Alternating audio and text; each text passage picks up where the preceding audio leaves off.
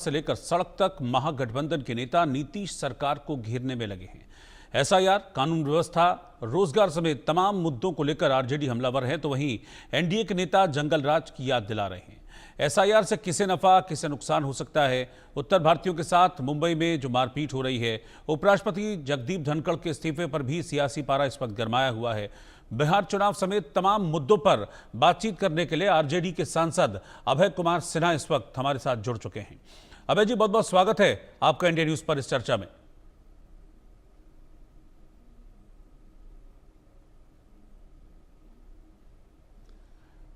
ठीक है अभय जी, जिस तरह की चीजें अभी चल रही हैं, बिहार में क्राइम को लेकर बड़े सवाल खड़े हो रहे हैं। एक अस्पताल के आईसीयू में, पटना में, राजधानी में एक अस्पताल के आईसीयू में घुसकर हत्या कर दी जाती है। जुलाई के पहले 13 दिनों में 30 से ज्यादा हत्याएं हुई थी। इसमें पटना, मधुबनी, मधेपुरा ये वो जगह हैं जहां पर इन वारदातों को अंजाम दिया गया। क्या बीजेपी और जेडीयू की सरकार लॉ एंड ऑर्डर दुरुस्त नहीं कर पा रही है, और क्या इसका असर दिखेगा आने वाले विधानसभा चुनाव में बिहार में? देखिए, आपको लगता है कि पहले का ये आंकड़ा पता है, 13 दिन की ही 17 दिनों में 51 हत्याएं हुई है। 51। और जिस तरह की विधि व्यवस्था जो बिहार का जो स्थिति बन गया है, एक भय का माहौल बना हुआ है लोगों में कि ये क्या हो गया बिहार को। और जब हमारे माननीय नेता तेजस्वी जी इस बात को सरकार को ध्यान आकृष्ट कराना चाहते हैं कि आप किस रूप में सरकार चला रहे हो, किस तरह की आप बिहार को लेकर के चलने का काम करते हैं। आप सिर्फ बोलते हैं डबल इंजन की सरकार है, और जब बात करते हैं तो ये सीधे कहेंगे 2005 के पहले जंगल राज की बात करने लगते हैं।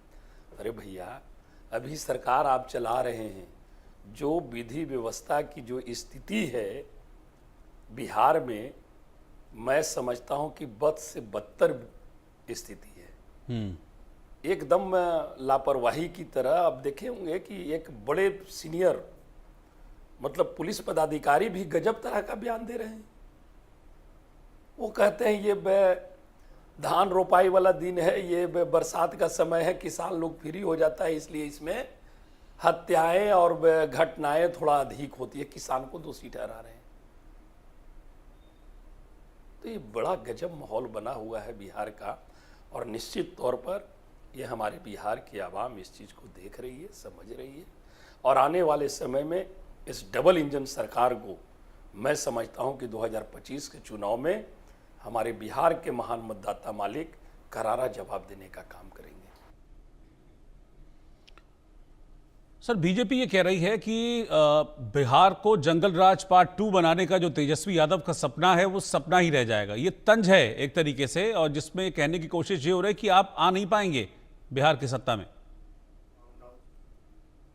कि बीजेपी क्या कहती है उस पर तो मैं नहीं जाऊंगा, लेकिन हम कभी कभी सोचते हैं तो बड़ा गजीब लगता है, अजब लगता है।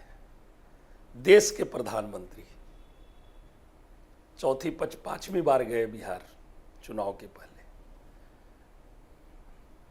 मोतिहारी में सभा थी, मोतिहारी में वो क्या कह रहे हैं कि हम मोतिहारी को मुंबई बना देंगे, हम पटना को पूना बना देंगे। ये देश के प्रधानमंत्री जी का वक्तव्य। तो मैं तो ये जरूर कहूँगा आपके माध्यम से कि माननीय प्रधानमंत्री जी ने, जो हमारे राष्ट्रीय अध्यक्ष लालू प्रसाद यादव जी जब बिहार की सत्ता में थे, तो उन्होंने कहा था सड़क के परिप्रेक्ष्य में कि हम पटना की सड़क ऐसी बनाएंगे जो मैं नाम नहीं लेना चाहता हूं, किन्हीं के गाल की तरह होगी। तो ये बातें तो मैं समझता हूं कि जिस तरह का भाषा का इस्तेमाल प्रधानमंत्री जी कर रहे हैं, तो उस समय जो लालू प्रसाद यादव जी ने बोला था उसको तो इन्होंने प्रूफ डेट कर दिया कि जो लालू प्रसाद यादव जी ने बोला था वो सही बोला था। गया को टोक्यो बनाने की बात करते हैं।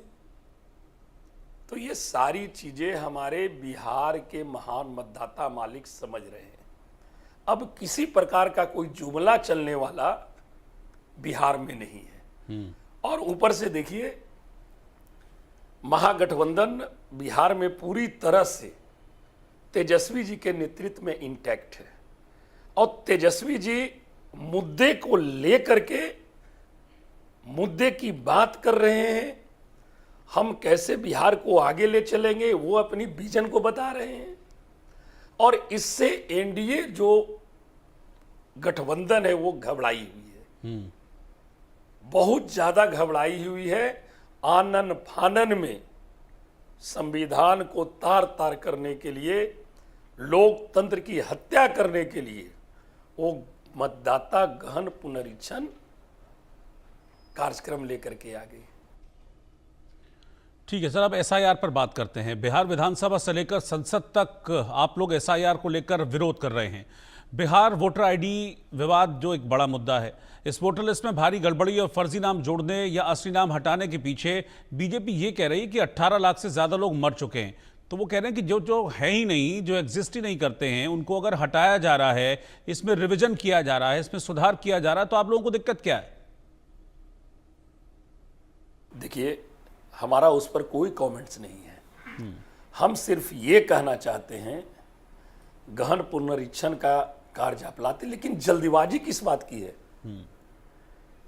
किस चीज के लिए इस चीज को आप आनन फानन में करना चाहते हैं?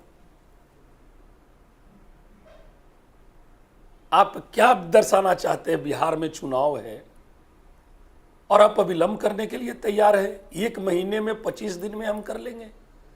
इतनी बेचैनी आखिर क्यों है, ये बहुत बड़ा सवाल है। और हम तो माननीय मुख्यमंत्री नीतीश कुमार जी से भी हम कहना चाहेंगे कि भारतीय जनता पार्टी के इस निर्णय को, ये चुनाव आयोग का निर्णय नहीं है, ये भारतीय जनता पार्टी के द्वारा चुनाव आयोग को आगे रख करके ये थोपा गया निर्णय है। और नीतीश जी भी चुपचाप सह रहे हैं, नीतीश जी भी उनके साथ है। ताज्जुब इस बात की लगती है। आप देखिए, एक आंकड़ा आज हम पेपर कटिंग में देखे कि भारत निर्वाचन आयोग ने एक आंकड़ा जारी किया है।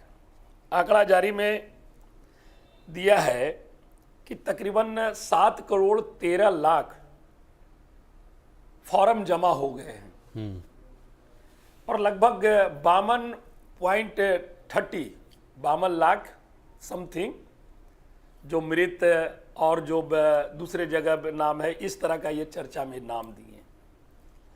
ये करीब 52 लाख तो अभी ये काटे हैं और जो 7 करोड़ 16 लाख 13 लाख फार्म जो ये जमा हुआ है, उसमें कितना ये छाटेंगे इसकी कोई बात नहीं कर रहे। बहुत सारा फार्म ऐसा जमा हुआ है जिसमें किसी प्रकार का और कोई पेपर लगाए ही नहीं लोग हैं। सिर्फ फार्म आया, जमा कर दिए। वो भी फार्म जमा हुआ है कि नहीं हुआ है, इसका विस्तृत जानकारी वो नहीं दे सकते हैं। क्योंकि यहाँ पे 1-2 वीडियो वायरल हुआ था, हम देखे थे, आप भी देखे होंगे, कि एक जिला पदाधिकारी जो जिला का निर्वाचन अधिकारी होते हैं, वो कह रहे हैं अपने बीएलओ से कि अरे घरे घर जा करके तहसीलने की जरूरत नहीं है, अपने से दस्तखत कर करके भर करके तुम फार्म जमा कर दो, जितना जल्दी इसको करना है। बहुतों सारे ऐसे भी पदाधिकारी थे ब्लॉक लेवल के, जिला लेवल के, उनसे भी जब इस संदर्भ में हम लोग बात किए तो वो लोग भी परेशान थे कि सर कैसे हम कर पाएंगे। लेकिन निर्वाचन आयोग का दबाव है कि आप किसी भी रूप में कर करके जमा करके दो।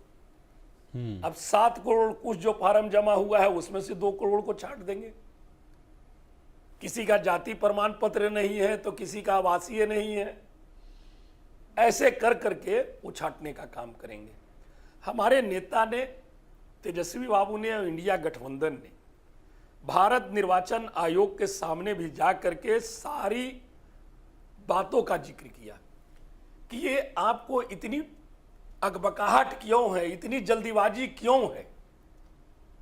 अब बिहार का चुनाव खत्म हो जाता, उसके बाद बिहार राज्य के सभी राज्य के जो मुख्यमंत्री हैं, सभी राज्य के जो पदाधिकारी हैं, जो पॉलिटिकल पार्टियां हैं, उनको आप बुला करके राय मशवरा करते कि भाई इस तरह से हम चाहते हैं, ऐसे करना चाहते हैं। हम लोग भी नहीं चाहते हैं कि कोई भी इस देश के बाहर का जो नागरिक है उसका नाम इस देश के मतदाता सूची में रहे। हम लोग इसके पक्षधर नहीं हैं। लेकिन आप निर्वाचन आयोग के माध्यम से आप अगर वोट बंदी करना चाहोगे तो इस चीज को हम लोग कभी भी बर्दाश्त नहीं करेंगे। और लोकतंत्र की रक्षा करने के लिए हमें जिस हद तक के जाना पड़ेगा हम लोग उस हद तक के जाएंगे। ठीक है अभय सिन्हा जी, जो इस वक्त माहौल है, करंट माहौल जो बिहार में है, सियासी माहौल, इससे किसे आपको लगता है कि चुनावी फायदा होगा?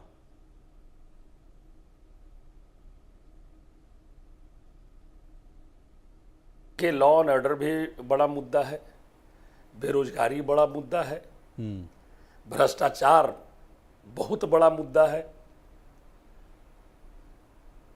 आप कहीं भी चाहे कोई भी ऑफिस में चले जाएं, चाहे वो प्रखंड लेवल का ऑफिस हो, पंचायत लेवल का ऑफिस हो, या जिला लेवल का या राज्य लेवल का, सारे लोग किसी न किसी रूप में जनता का दोहन कर रहे हैं। एक भी काम बिना पैसे का नहीं बढ़ रहा है आगे। ये स्थिति है बिहार की। अच्छा, एक चीज और है अभय सिन्हा जी की एसआईआर को लेकर अभी जेडीयू में ही मतभेद दिखने लगा है। जेडीयू सांसद हैं गिरधारी यादव, वो कह रहे हैं कि चुनाव आयोग इसको जबरदस्ती थोप रहा है। यानी कि जो बात आप कह रहे हैं वो जेडीयू के सांसद भी कह रहे हैं। देखिए, हम चुनावी फायदे की बात नहीं करते। हमारे मतदाता का वोटर लिस्ट में नाम रहेगा तभी ना कोई विधायक और सांसद बनेंगे। और जेडीयू का भी कोर वोटर कौन है? वही पिछड़ा है, दलित है, महादलित है। तो वोट तो उनके भी कट रहे हैं। इसलिए उनके भी नेता इस बात को समझ रहे हैं, उनके जो एमएलए हैं, जो एमपी हैं, वो भी समझ रहे हैं कि हमें नुकसान हो रही है। लेकिन सबको बोलने की साहस नहीं है। भाई गिरधारी जी को हम धन्यवाद देते हैं कि उन्होंने कम से कम इस गठबंधन में सरकार का रहते भर में भी, और उन्होंने एसआईआर पर सच्चा विरोध दर्ज करने का काम किया। इसके लिए हम गिरधारी जी को धन्यवाद देते हैं। ठीक है, मैं थोड़ा सा इस चर्चा को मैं महाराष्ट्र की तरफ लेकर जाऊंगा। हमने देखा है कि महाराष्ट्र में किस तरीके का व्यवहार हो रहा है उत्तर भारतीयों के साथ, भाषा के नाम पर, खासकर बिहार के लोगों के साथ मारपीट की जा रही है, एमएनएस के निशाने पर हैं। क्या बिहार चुनाव में ये मुद्दा भी आपको लगता है कि कुछ इम्पैक्ट डालेगा या ये इशू बनेगा? क्योंकि हर बार बिहार के लोग ही हम देखते हैं कि जो दूसरे राज्यों में जाते हैं नौकरी वगैरह करने के लिए, वो टारगेट किए जाते हैं, निशाने पर रहते हैं। और एक सवाल ये भी खड़ा होता है कि बिहार में रोजगार पैदा क्यों नहीं किए जाते हैं? क्यों इतनी बड़ी संख्या में बिहार के लोगों को बाहर जाकर नौकरियां ढूंढनी पड़ती हैं? हमने तो वही कहा कि इस बार बिहार ने ठाना है कि बिहार से पलायन को रोकने के लिए हम तेजस्वी जी के नेतृत्व में महागठबंधन की सरकार बनाएंगे। ये बिहार के मतदाता मालिक ने ठाना है। और ये भाषा के कारण जो विवाद लोग करते हैं, ये अपनी राजनीतिक रोटी सेकते हैं लोग। ये राजनीतिक रोटी सेकने का काम नहीं करें। और इस पर केंद्र सरकार को सख्त इस पर कोई कानून बनाने की आवश्यकता है कि अगर इस तरह का कार्य कोई व्यक्ति या कोई भी दल अगर भाषा के नाम पर अगर कोई राजनीति करता है, भाई बिहार है, बिहार में ही हिंदी छोड़ दिए ना, कई भाषा हम लोग बोलते हैं।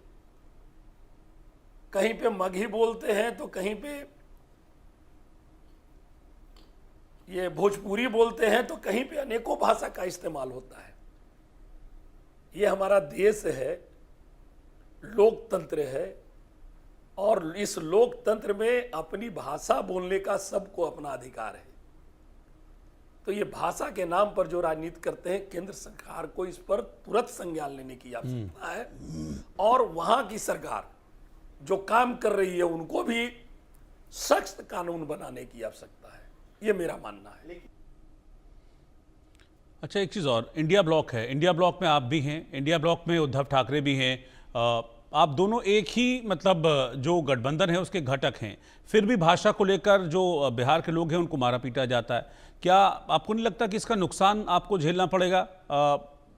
कोई आप रिएक्ट इस पर नहीं करते हैं? उद्धव ठाकरे से इस पर बात आप लोगों को करनी चाहिए, नहीं होता है तो क्या बिहार का चुनाव में इसका नुकसान नहीं झेलेंगे आप? मैंने क्या कहा है?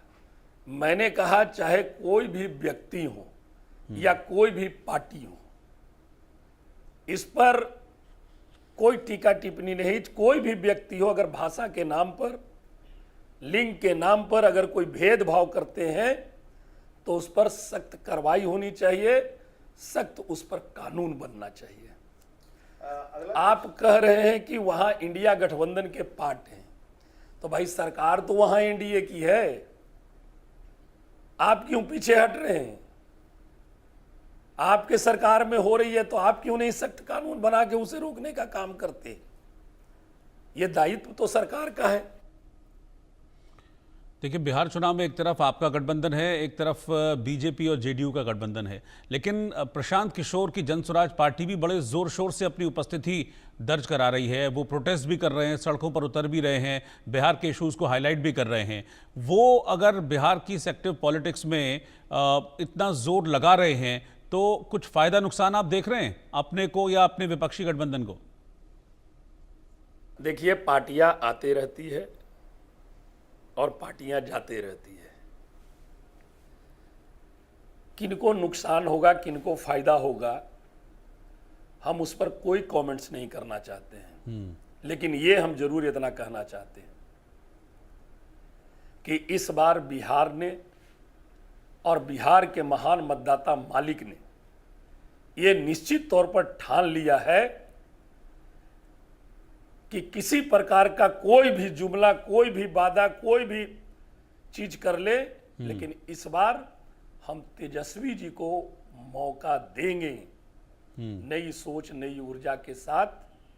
जो उनका विजन है, जो उनका सोच है, बेरोजगारी कैसे दूर होगा, पलायन कैसे रुकेगी, हम कैसे छात्र छात्राओं के हित के लिए काम करेंगे, डोमिसाइल सिस्टम कैसे लागू हम करेंगे, कैसे हम कल कारखाने लाएंगे कि किन्हीं को यहाँ से पलायन करने की जरूरत नहीं पड़े, हमारी माताएं बहनें जो आर्थिक रूप से कमजोर हैं उन्हें हम कैसे उठाएंगे, हमारी माताओं बहनों का जो किचन जो महंगाई की मार झेल रहा है उसको हम कैसे, उस किचन को हम कैसे खुशहाल करेंगे, हमारे किसान जो दोहरी नीति के कारण मारे जा रहे हैं उसको हम कैसे सशक्त करेंगे। ये तमाम चीजें हैं और निश्चित तौर पर बिहार की आवाम ने ठाना है इस बार एक मौका तेजस्वी जी को देने का।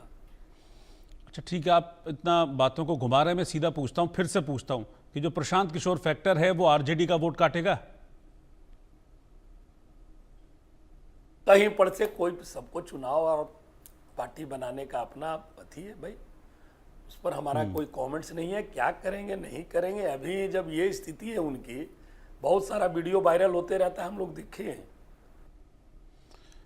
अच्छा, आखिरी सवाल ये कि अभी हाल ही में उपराष्ट्रपति जगदीप धनखड़ ने इस्तीफा दिया है और उनके इस्तीफे को लेकर बहुत सारी चर्चाएं चल रही हैं, जबकि उन्होंने क्लियरली लिखा है कि मैं स्वास्थ्य कारणों के चलते इस्तीफा दे रहा हूं। विपक्ष को लगता है कि इनसाइड स्टोरी कुछ और है, अंदर की कहानी कुछ और है। आप इस पर क्या कहेंगे?